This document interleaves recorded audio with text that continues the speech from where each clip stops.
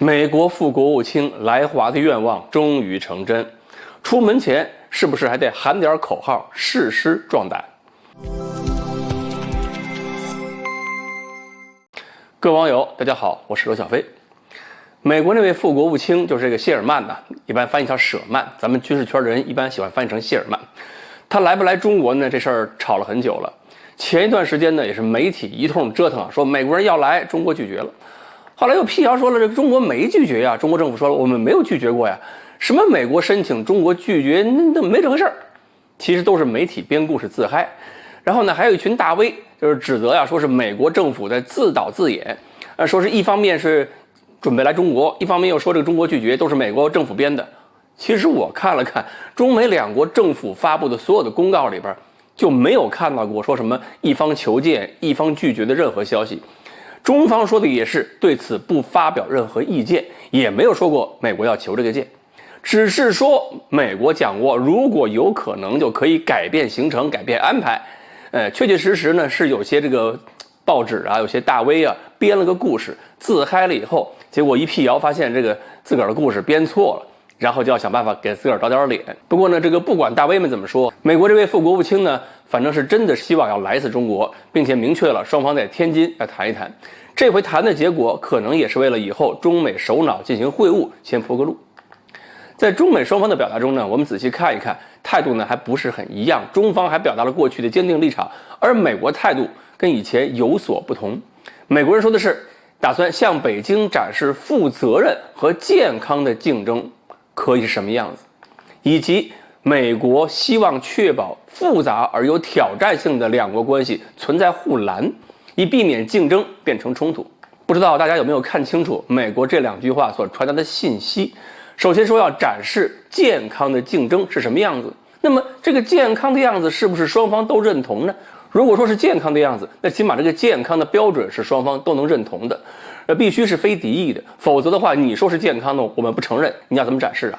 对于美国来讲呢，他如果不去取消过去一些针对中国的一些个制裁措施、限制措施，说不过去吧。所以呢，我们就要等着看了，美国到底想展示什么，有什么具体动作。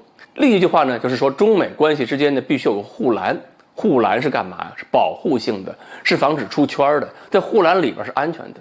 这句话的意思就是希望跟中国一起把竞争的范围和程度画出一个界限，别把这竞争再扩大变成对抗，对抗变成冲突，冲突变成战争。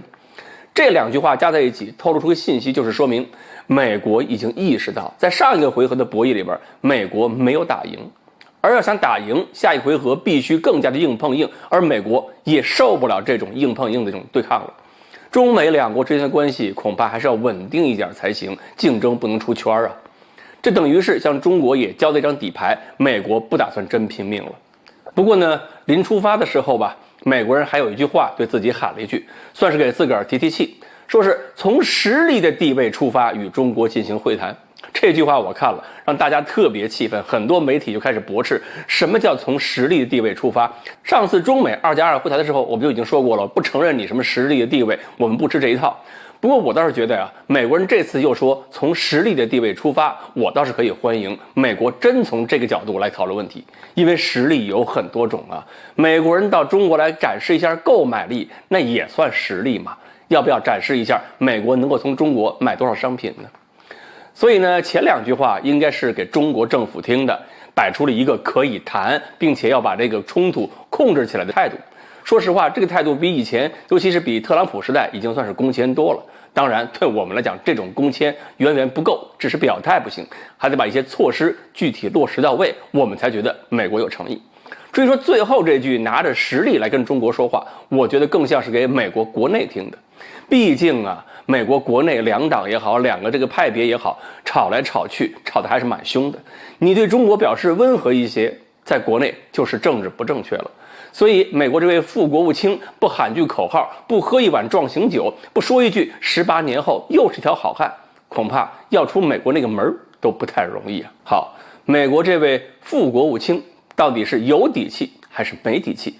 我们今天呢就聊到这里，欢迎大家继续关注我们的栏目，我们下期再说。